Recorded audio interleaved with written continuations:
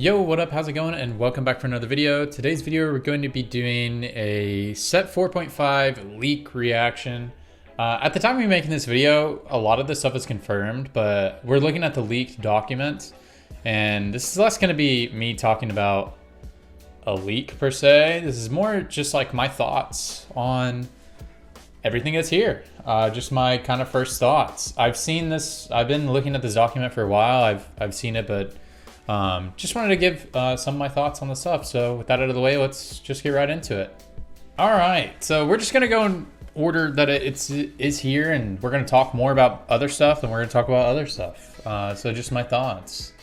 All right, Cultist. Cultist is the same. Here are my thoughts on Cultist for this past year. Cultist is a very cool trait. Kind of feels like mech, and you know, it's cool. It seems super hard to balance because it's either like crazy OP or it's like really shit unless it's eye roll, is what it feels like a lot of times. But I like Cultist overall, like thematically, but I don't know. So essentially Cultist is exactly the same.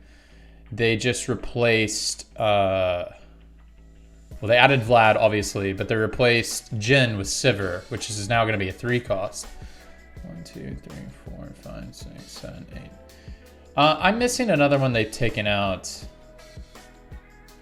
Evelyn. Oh yeah, Evelyn's gone. Okay, so yeah, they replaced Evelyn with Vlad and then Sivir with Jin. Evelyn's not that important because like who cares? You know, who plays Evelyn carry? Evelyn's always just there to hold items, or sometimes can be a secondary carry in Zed build. So who really cares? And we'll talk more about Vlad later. But Sivir being here is cool because, I mean, it's just like Jin, you know, it's just a replacement for Jin. But I don't know how this build is going to do with like Sivir as a replacement. It'll kind of really depend on how powerful Sivir is, on how they're going to balance this build is really what I think. But essentially it's just the same build. Just it's Sivir instead of Jin, but I'm pretty sure they're both sharpshooters. So yeah, Sivir is a sharpshooter. So it's just replacing the sharpshooter. And the other thing is she's a 3 cost. So this makes it where you can reliably roll on 7 to hit your 6 cultists, it seems like. So it'll be very interesting how they balance that, considering that she's a 3 cost, whereas Jin is a 4 cost. Because before you would want to roll more on 8. And so you'd want to natural your 6 cultists to get to 8 to really get your rolling odds for Zillion, and then your 2 4 costs, which were Aatrox and Jin. I always thought it was kind of weird that there were 2 4 costs and a 5 cost. So it seemed like really hard to get 9. But I guess they balanced in a way that getting 9 cultists like stage 4 or early stage 5 made it like really OP. So that's why they could have these there. So maybe they'll tone down 9 cultists, but then if they tone down 9 cultists, what would be the point of playing 9 cultists if it's not really strong? But anyways, I think this build will depend a lot on how strong Sivir actually is. And there'll be a lot of testing, so that shit will get figured out. All right, Divine. Divine's exactly the same. At least it looks exactly the same based off its description. Really excited about Nasus. He seems like a really good user of Divine. We'll talk a little bit more about him during Siphoner, but I guess he's just going to have his passive on his passive that from League that gives him lifesteal whenever he hits. So that'll be his like Siphoner thing. And I wonder what his ability will be. If he just like ults and gets giant like he did before. Or maybe he gets like a stacking ability like Vigard. That'd be really cool. Like stacking with his Q on kills. That'd be really cool, and some really like cool ways to run him as like an early mid-game carry. If he does have a stacking component, this would be like the biggest, like he'd be like the biggest bait unit in the world to try to run as a carry late game. But it would be really cool if they had that mechanic, and then you could run him as like a early mid-game carry and then transition items off of him into a legendary or something. Or maybe he's actually good enough to be like a Bonky Kong 2.0 to where you can run him the whole game. That'd be so cool. Well, I don't even know his ability, but it'd be so cool if it was stacking. That'd be awesome. But I bet it's just going to be his ultimate where he gets real big.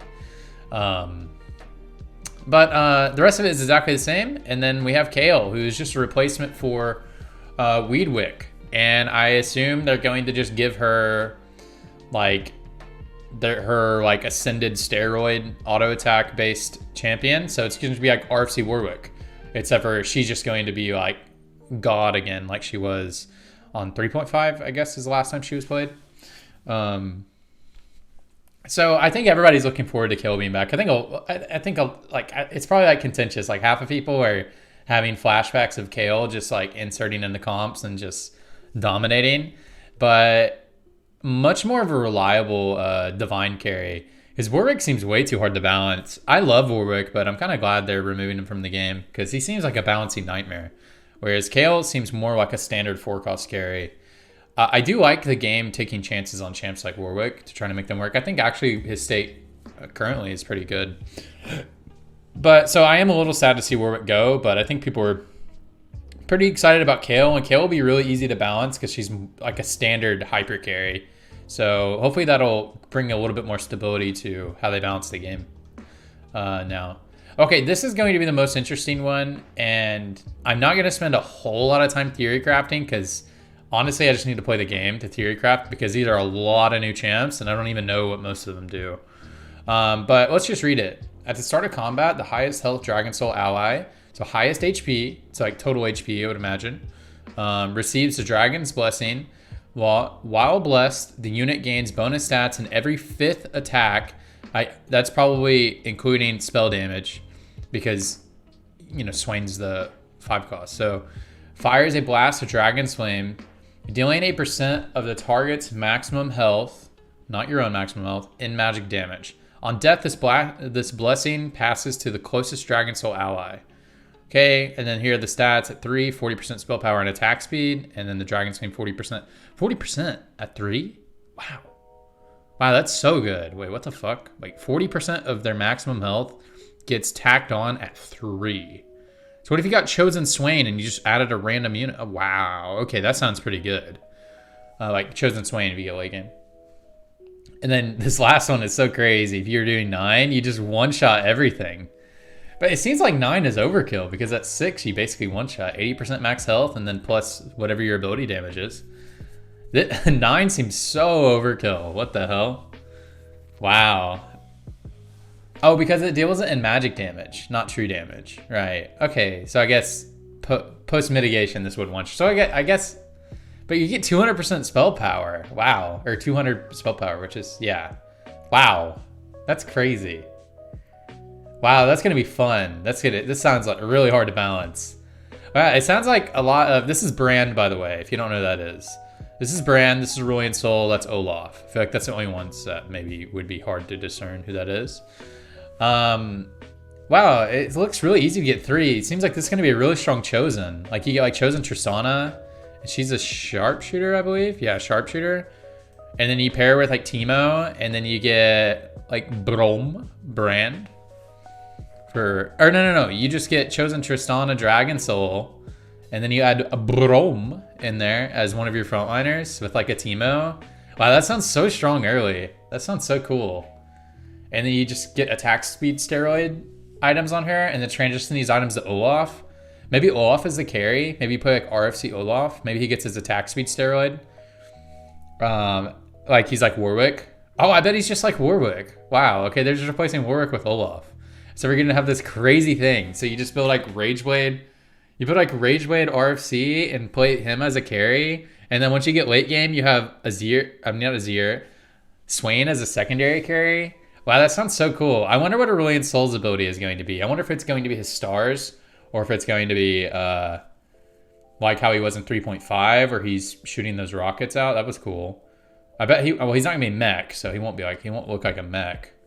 Like he looked like before. I don't know. It'd be cool if I actually really liked Aurelian Soul's missile system, but that made him a legendary. So he might just have the stars, or he might just have his ultimate. If he has his stars, he could be a carry because he'd be hitting a lot of attacks. And then Swain, I imagine he's gonna have his ult and a siphon because he's a siphoner. So he'll be able to tick this up pretty fast as well.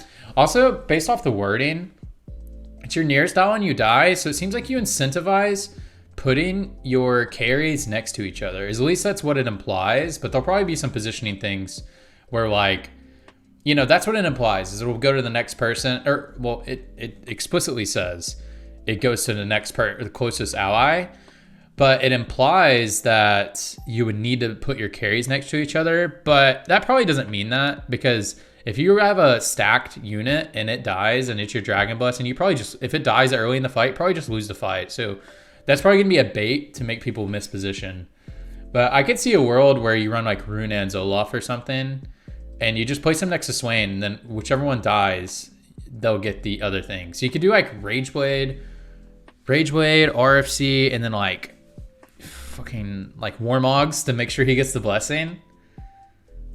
Wow, okay, this will be cool. This will be cool to mess with. I'm gonna have so much fun messing around with this. It's gonna be fun. Okay, Enlightened is exactly the same. Not much to talk about there. All they lost was Nami. And so there's one less unit, but... Oh, wait. They changed the ratios. I don't know if this is going to be real, but it'd make it actually like very worth to go to 4. Because a lot of times you just run 2, and then you run 4 late game, and then you never run 6, because 6 requires you to run shitty units like Fiora. But maybe it'd actually be worth running 6 if this is real. I don't know if this is actually real, this number right here. So that's about all we're going to talk about that, because I don't know how real these ratios are. And even if these ratios are real, PvE can change a lot. Once they launch it to PvE, that can change a lot. Okay, Elders. Okay, this is the one I wanted to talk about. Actually, it's really Keeper I want to talk about. But the new units are Xayah, Rakan, and Ornn. Okay, these are the 3 units that I predicted will be in the next set. It's not really I predicted. I was just like, wow, it'd be very cool if they added Ornn specifically is one that I said as a legendary Vanguard, and make him a blacksmith. I said those things verbatim forever ago. And then, so I'm really proud about that one. And then I was like, I really hope they add Xayah, Rakan, and make them keepers. I think that'd be so cool. And I was like, and they better make Xayah way cooler than she was last time. I know a lot of people love Shredder, but I was like, man, it'd be so cool if Xayah was like a 4-cost carry. And here she is, and they're keepers. So, dude, Elders is gonna have a keeper buff. That sounds so crazy. That sounds so strong. It's gonna be so weird to balance. Like, if Xayah is gonna be a premier 4-cost carry, you already know. I mean, she's 4-cost, so she's replacing Ashe. You know she's gonna be a premier 4-cost carry the whole set, and it'll be so interesting how they balance like Keeper and Elder. It's gonna be so interesting, and I hope she doesn't just get like an attack speed steroid. I mean, surely she doesn't, because she's a 4-cost, although that was what Ashe's ability was an attack speed steroid. But I really hope that's not what she gets. I really hope that it's like one of these two things. I really hope it's like she auto attacks and she'll leave feathers, and then after like five auto attacks, like maybe she could have it like this. After 5 auto attacks, she pulls her feathers back to her, so she'll always pull 5 feathers, and then like on League, if you get hit by 3, you'll be rooted. That'd be cool. Or another variation of that is like once her mana is full, she'll retract all feathers that she sent out. But I think it'd be cooler if it was auto attack based, because you could just keep trying to rip your feathers back with 0 feathers out if you're just taking damage. So, or alternatively, would be really cool if she got her ultimates and she tossed them out and then she ripped them back. Or if she just got an attack speed steroid, and once the attack speed steroid was over, she pulled back all of her feathers. That'd be pretty cool too. And then she'd be like so good as like a last unit, like sitting there, like throwing her feathers and then rip them back in like an overtime. And then you could have like a Gunblade build on her. It'd be kind of like Callista Gunblade, even though Callista Gunblade's not that good, but it'd be kind of like that, where she does this huge damage all at once and heals her whole health.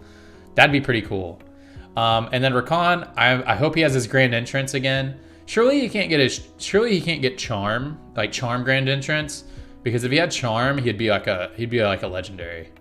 Yo, Rakan would be so cool as a legendary, but that's not what we're talking about now. So this is cool. I'm very excited about this. They just replaced Ashe and what's the other one they replaced? Hecarim. Okay, yeah, nice. Ashe and Hecarim. And then Ezreal. I'm sad about Ezreal being gone, because I love Ezreal, and he's one of those units that has a lot of hidden power that people don't feel or see until you actually like do feel and see it. And so I'm sad about him being gone, but I'm excited about Ornn. But we'll talk more about Ornn later whenever we get to his legendary trait. Exiles is exactly the same. I'm glad Yone's still in the game. I think he adds a lot of interesting stuff to play around in the game. So I'm excited about him still being in the game. My music stopped playing. So I'm really excited about him still being in the game. I know a lot of people don't like Yone because he feels like he invalidates other builds, but I think a legendary should have the ability to invalidate another build. Like, not completely invalidate it, but should counter big synergy builds like Elder would. You know, like running Elder, it's like, you know, I always do this running joke on my stream is I'll see somebody with a full Elder build and be like, oh, that's nice. It would be a shame if I had a Yone. My Yone invalidates their build, but like, I don't think the game should be, this is a different topic for a different video, but I don't think the game should be balanced around 9-unit synergies. It should be balanced on legendaries and 4-cost carries, because that requires you to actually, it's hard to get to level 8 healthy. You know what I mean? So anyways, that's a different topic for a different day. So let's not talk about that. Let's keep talking about this. All right, Fortune, exactly same trait. They've taken, looks like Jinx is gone. And this is Darius right here, who is going to be an executioner, right? No, what is Darius' trait? Slayer. Okay, we'll talk about that. Or, wow, I feel like he was an executioner. I feel like that's what they posted on the Twitter, but I could be wrong. I'm going to go by what this chart says for now. Let me know in the comments below if I'm wrong about that. I feel like they did post that he was an executioner now, though. But I'm just going to go off this sheet. We'll talk more about Darius when we get over there to his other trait. But essentially, they just took Jinx out of this build and added Darius. Okay, Fabled. Fabled champions gain an additional effect. So I don't know if this means they get an additional effect onto their ability. Like for example, like Cho'Gath gets a knock-up, and then if he's Fabled, he gets a silence, or he gets a chomp as well with his knock-up or something like that. I don't know if it means that, or if it means they just cast their ability twice. I'm going to go with the former and say they get 2 abilities if they're Fabled. Like, they've cast them back-to-back. Like, for example, a knock-up and then a silence, or a knock-up and then a chomp, or a silence and then a chomp. You know, you get it. And so that'd be cool if... So I think it's going to be that, because it'd be like with Nico. This is Cho'Gath, Nico, and Nautilus, by the way. So like with Nico, it'd make a lot of sense. She'll throw out her root, and then she'll toss a Spirit Blossom thing as an additional effect. And then Nautilus, I don't know what he would do. Maybe he would knock you up and then he would hook. Or maybe he'd hook and then he'd knock you up or something. Or hook and then he'd stun you. I don't know exactly what their abilities are, but excited about that, especially if you get a Fabled like Chosen and then you immediately get a Nico. Like that would be cool. I know when they posted, Mortdog was like, it's going to be really interesting once you get a Fabled Chosen. Like, it's going to be a really interesting thing to play around. Ninjas, exactly the same. Don't need to talk about them. Spirit. So Diana is getting changed to a Spirit. I think that she'll have the same ability. I don't know. Maybe not, though, because the attack speed thing, maybe she'll get her attack speed, her 3-hit proc. That'd be kind of cool, too, if she got her 3-hit proc, and maybe you could have some interesting Diana builds.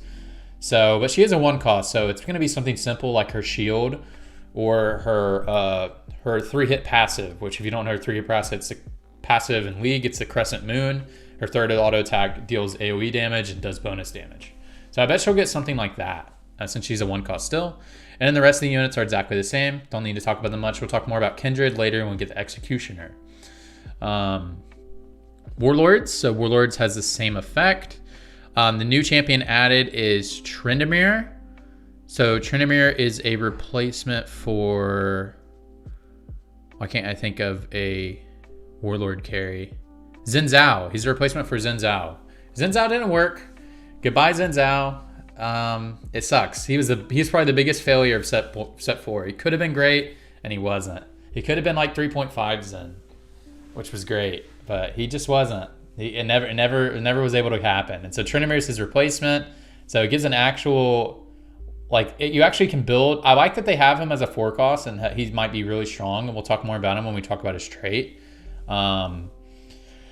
Because Warlords has a weird thing that it feels like you're either re-rolling for Warlords, right? And then Katarina can be a carry, of course. But it feels like you're mostly re-rolling for at like 6 and 7 to 3-star these. Or you're trying to go to 9 Warlord because you have a Warlord spat, Warlord Chosen, and you are trying to play like Yone Warlord. But then it just feels like late game, it's just like, why the fuck am I playing Warlords? I'm level 9. you know? Sometimes it feels like that. Or you're trying to get a 3-star Katarina because she is a legitimate carry at 3-star. So warlords feel kind of weird, and it's really nice to see if there's like a legitimate like 4-cost carry. If Tryndamere is going to be good, and I'm sure they're going to try to make him good, it feels nice that you can actually run this linear synergy and build up and have the opportunity to get this, kind of like Elders already feel like with Ashe, that if you run Elders early, you can linearly build towards Ashe. You don't have to play Ashe, obviously, but it feels like you can linearly build a little bit more instead of having to think about like, do I try to 3-star? Do I just completely give up on this build really early? So it feels nice that there's actually direction in the build and a little bit more opportunities because there's going to be a 4-cost carry. That's kind of cool. Set is still in here. It looks like his trait is the same. I love Set. I love Set. I love him in League. I love him in this. I'm very happy Set is staying. So that's about it. All right, Samira or Samira. I still don't know how to say her name because I quit playing League around the time she was released. So I don't remember. I don't really know how to say her name, but I know what her abilities do, and I know she's unbelievably broken in League when she was released because I remember everybody complaining. So her innate, I don't know what her ability is going to be, but her innate, every other basic attack, Daredevils will acquire a new target, and if that target is out of her range, she will dash towards them with each attack on a new target. Her combo rating increases. So I imagine she's going to have her little dash thing that she has in League, and she has her like style points that she does building up to like an S or whatever, and so she'll gain like strength and stats throughout the fight, and she'll just have her like her little dash. Maybe she'll have her wind wall too. Maybe she'll have her dash and wind wall, but she's a legendary, so I imagine she's going to be insane. She's basically like the replacement for Kayn. She's going to be like this champion that just jumps around doing insane damage. So she's basically just like Kayn. She's a replacement for Kayn. And I'm excited about it. I feel like it's going to be one of those things that's really annoying like Kayn, but that's fine. Okay. Adept, exactly the same. Cool. Assassins, exactly the same. The only thing that's new is Diana. It has a new trait, and maybe we'll have a different ability, but other than that, exactly the same. Nothing to talk about there. Brawlers, we have Shyvana, which we didn't talk about Shyvana earlier. Oh, is Braum a Vanguard? Let me see. Where are Vanguards? Braum. Okay, there he is. So Brawlers, exactly the same. We have Cho'Gath, who's obviously going to be a Brawler, and Shyvana, who's a Brawler. So there's going to be really interesting things that you'll have to do with these synergies in Dragon Soul, because maybe mid-game you want your Shyvana to get the buff, but it's going to be hard to item stack her if Olaf is the true carry of Dragon Soul. So maybe there's going to be like ways that you can play like Shyvana carry with Brawler, because it would innately just make her already the person who gets Dragon's Blessing because of Brawler buff. If you're running like a Brawler comp with Dragon Soul. And I imagine Shyvana's going to get her transformation, and her ability will be like maybe when maybe her first ability would be to transform into the dragon, like how she does in League, and she has build damage, and then she'll spit out the fire to have the immolate on the ground. I bet that's what it's going to be. I would hate if it was she's just like big and is hitting fast. I would hate if it was like that. I would much prefer if she had her like immolate ability, like actually had some shit going on, and so she can get that tick damage to get her Dragon Soul procs to go off. That'd be pretty cool. But we'll see. I don't know at all what's going on with that. Duelists are exactly the same, except for we have Tryndamere added. Tryndamere is a 3 trader. You're gonna have Warlord, Duelist, and Slayer. So Duelist is for obvious reasons. You know, Tryndamere is a auto attack based champion, and we'll talk more about him at Slayer. Okay, Keeper. So excited for there to be. So Keepers is the same. It looks like. I'm so excited for Keeper to have a carry in the comp, because Keeper right now, you know, obviously you're like, well, but about Riven? Yeah, Riven is a carry that is a Keeper, but she carries because she's a Dusk. You know what I mean? You don't play Keeper Riven, you play Dusk Riven, and you don't like if you play comps that have 4 Keeper. Riven, like Jhin is your carry. You know what I mean? Like there's no real like Keeper comp where the Keeper is the carry. Keeper is just to buy time for your Jhin and your Riven to get some damage off. Like Riven is always like needs a homie to really do the deeps. You know what I mean? And then, but if you play Duskriven, then obviously Duskriven deals the deeps. But we're talking about keepers. So it's so cool to have like an actual 4-cost legitimate carry in this build, and we'll see if this works out, or if there's actually builds where you can play 6 keeper and Xayah carry, or if it's just going to be like you just run 2 keepers with elders, or maybe you run 4 keeper, 6 elders. Like if you have chosen, you have an elder spat. You know, that can be like a build, like a high roll build you can go for before you like slot in legendaries and stuff like that. So it'd be really interesting to see if there's going to be a legitimate keeper carry build, or if it's just going to be like every other keeper build where someone else carries, or it never really takes off as a build. And if it's good, it gets nerfed. The one patch that's good. There was good one patch this set where 4 keeper was a legitimate thing you could run in the late game. But now it's just not there anymore. But there was one patch. That was my patch. Anyways. All right. So really excited about the prospect of a legitimate 6 keeper comp that can play. By the way, when I say all these comps, like as being legitimate, I'm talking about high ELO. I'm not talking about like, cause you can play anything in any ELO under like master 200 LP. You can play like fucking anything. Anyways. All right, mages. So mages have the same trait. 7 at 7. Interesting. If this is real, 3, 5, 7, that's pretty cool. 1, 2, 3, 4, 5, 6. It's because there's less mages, right? So you'd have to have chosen to get there in mage spat. It's just going to depend on how useless is Brand. Because TF is useless late game. You just use him as an item holder for Ahri. And then Nami is like useful because she's CC. So let's see how useless Brand is, and that'll help decide what's going on with this. I don't know what ability Brand's gonna have, so this will be interesting. Also, don't know what ability Aurelion Sol will have. If he's going to have his ultimate, or if he's going to have his stars. So a lot of unknowns right here. Just have to do some testing in the game. But they kept it looks like the same ratios, but 5 mages instead of 6. That's a cool number right there, because you can actually get 5 mages really early. If you high roll a Vygar, you can hit all of these at level 4. And you could have a 5-unit synergy. I mean, if one of these were chosen, you could have a 5-unit synergy at level 4 pretty easily. So that's going to be cool to see how this goes. So we'll just have to do some testing because we don't even know the abilities. So we'll have to wait till we know their abilities and stuff. Okay, Mystics. Exactly the same. So Nico is a Mystic, which is interesting. I don't know how that's going to go because Mystics are normally supportive units. Well, I guess Shin isn't a supportive unit. He's all about himself. So maybe she'll have her root and her spirit thing. Or maybe she'll have, since she's a 3-cost, maybe she'll have her ultimate, and then maybe she'll have an additional ability where she throws her shit out. And maybe she'll have her ultimate because Mystics are typically utilitarian. And so maybe she'll have her ultimate to like protect, be how she was before. How sometimes you'd position her in the back to protect your like Xayah or something. You know, you send it back there to ult down on assassins. So maybe she'll be like that. I didn't think about that since she's a Mystic.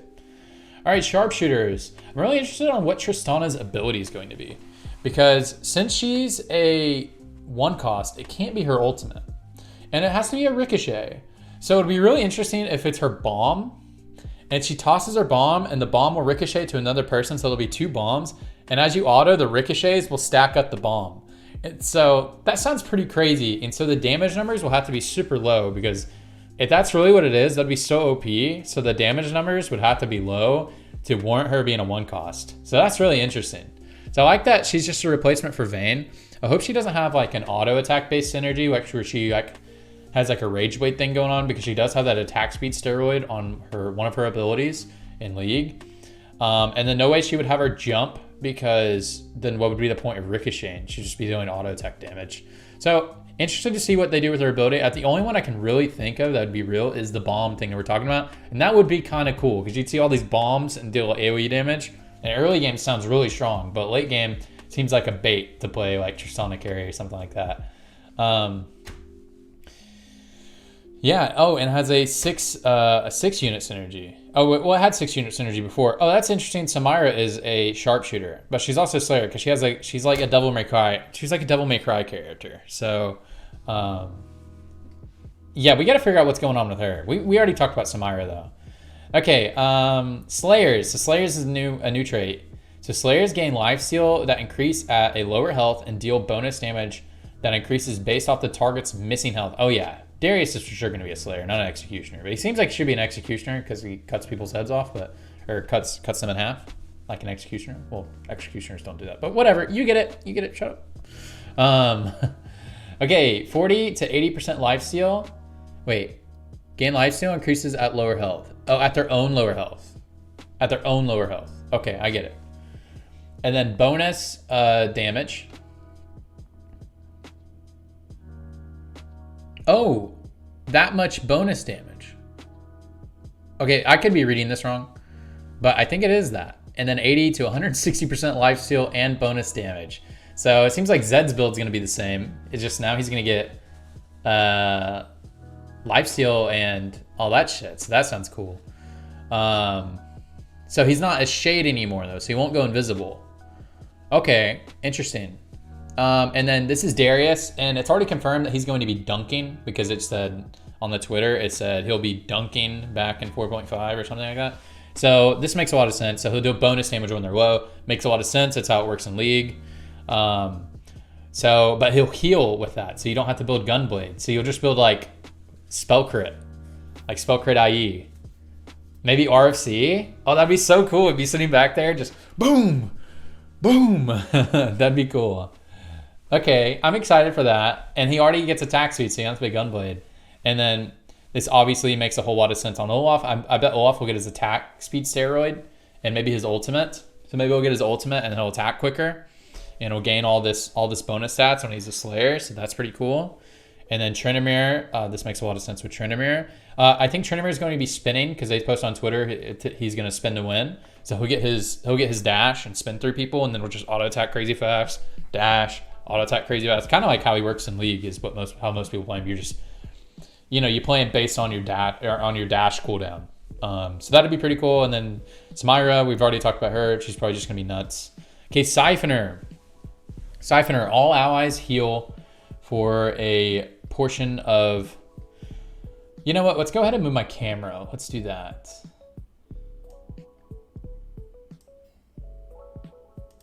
Let's do that. Okay. So Siphoners are going to heal for some of the damage they deal with spells and attacks. 10% for all allies, it seems like. All allies. And then 40% for Siphoners whenever you deal damage. So does that mean... So, for example, if Morgana deals damage, does Vlad heal for 40% of it? Because he's a Siphoner? Or is it just the Siphoner that casts the spell? It's worded as if, like, Morgana's spell could heal Vlad for that amount. So that'll be really interesting how that works. And then 25% for allies and 100% for Siphoners. This seems like something that would be really OP mid-game. I'm really scared this trait is going to be one of those traits that is, like, it's either really OP or it's fucking useless. I'm really scared it's going to be like that. And then it's going to be niche playable at 4 if you get like Chosen Swain or Chosen Morgana and you have a Swain and you play 4 and then you build around Swain and Morgana. They've also, by the way, taken the this effect because off of Morgana's spell. So Morgana won't heal with her spell anymore. She'll heal with the trait. So that's taken off of her spell and it's basically the same thing. So this is going to be really cool to look out for because I love Swain and I love Morgana and I love Nasus and I love Vlad. But full disclosure, Nasus and Vlad were my first mains in League like 7 years ago. So I'm really, and I fucking love Swain too.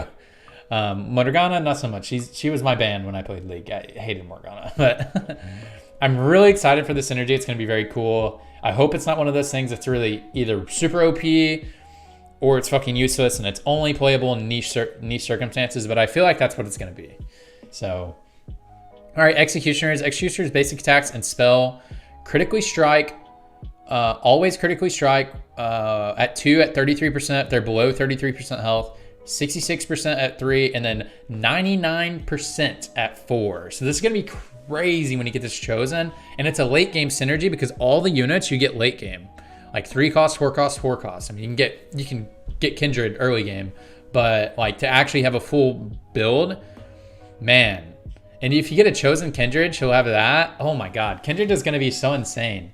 If you had 4 of these and you actually put Kindred carry, you could just have like RFC blue buff, and she'd just be RFC blue buff IE, and she'd just be critting all for ults. And so you don't actually have to build spell damage. You can build more utility. It will be very interesting. And then obviously for this unit, it's going to be crazy because I'm sure she's going to be auto, just get her ascended version where she's fucking, you know what I mean? You know what Kale does.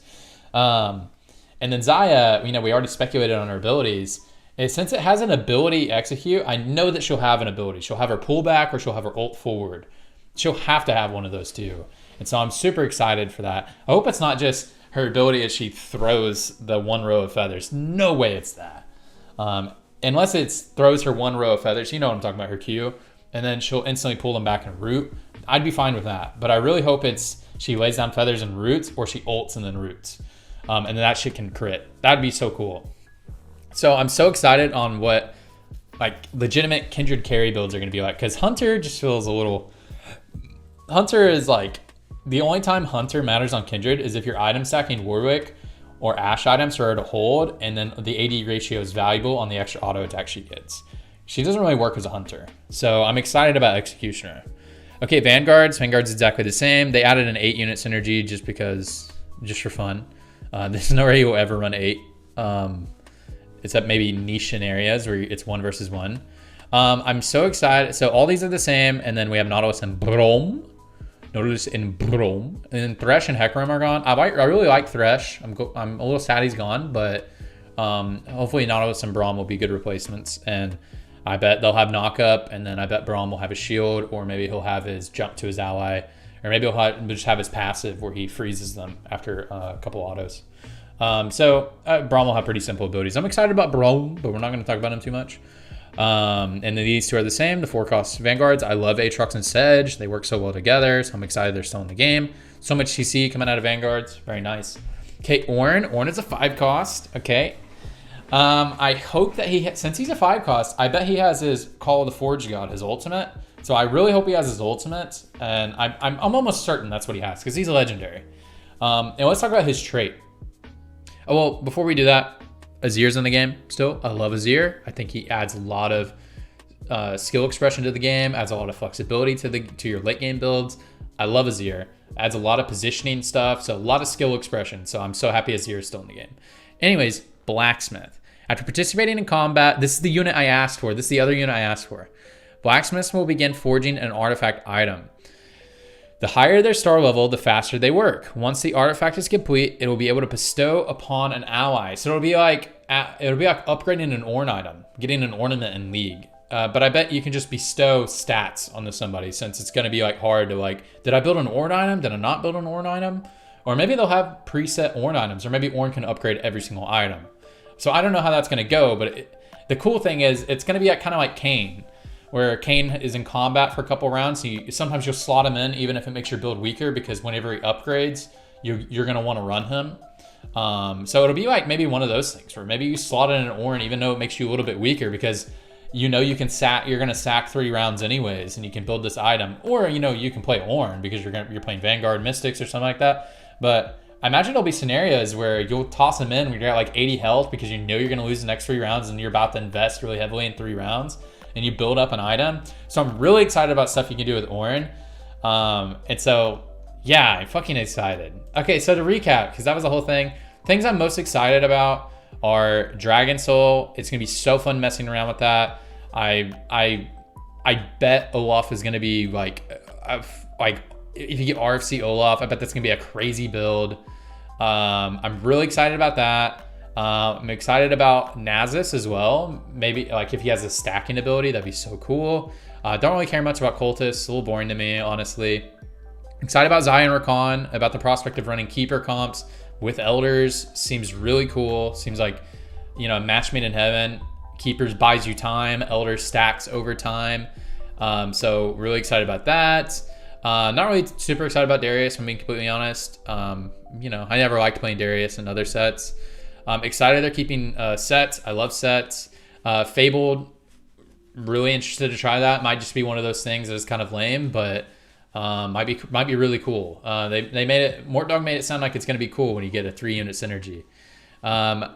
Tryndamere seems like one of those things. He's kind of like Kane because he's going to be spinning around to new targets. Maybe he'll have like Kane's effect where he has RFC that he'll dash further. I don't know how that's going to work. Samira is the actual replacement for Kane, and so that's going to be really interesting how that works. I don't know anything about the champion like in TFT, so I can't speculate more than I think that she's just going to be kind of like Kane. Now she's just like this slot in 5-cost DPS. You know what I mean? A legitimate 5-cost DPS, like how Kane is. Whereas like Yone and other people are a little bit, even though they're DPSs, they're a little bit more like fight RNG based a little bit, you know, like how if their ultimate gets off on a really good spot, you know, and they're a little bit more utility. Like, yeah, a lot of Yone's value is just a shred, unless you're able to item stack him and get him 2-star. Whereas like Kane is just damage, you know, like his utility of mana poisoning people is secondary to him just fucking damage, you know. Assassin's exactly the same, a little boring. I'm excited to see how Shyvana is going to be. If she's going to be a Dragon Soul carry, but I imagine she's just going to be like a Dragon Soul carry you run because you have to, not because you want to. I feel like you're probably going to want to run Olaf carry and then have like Swain secondary carry, something like that. But maybe she can be like a solid secondary carry, or I could be completely wrong. She could be like a really good carry for this build, but if she's really good, she has a 3 cost, so it'll probably be nerfed into the ground if it is good at the beginning. We already talked about Tryndamere. What are other things I'm really excited about? Just Swain. I'm excited about Kindred builds. Kindred's one of my favorite champions, and I'm super excited about Warren. Anyways, guys, that's gonna be it. If you watch this whole video, comment below that you watched the whole video, because you know it's a 40-minute video. That's crazy. So I'm very blessed if you stayed this far. Anyways, that's gonna be it for me expressing my gratefulness, but I am very grateful. Now that's it.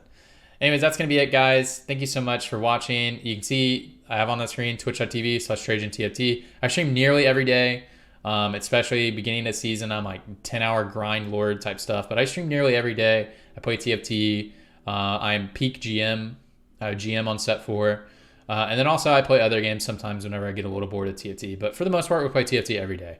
So that's going to be it, guys. Thank you so much for coming by, and I hope you enjoyed the video. Bye-bye. Bye-bye.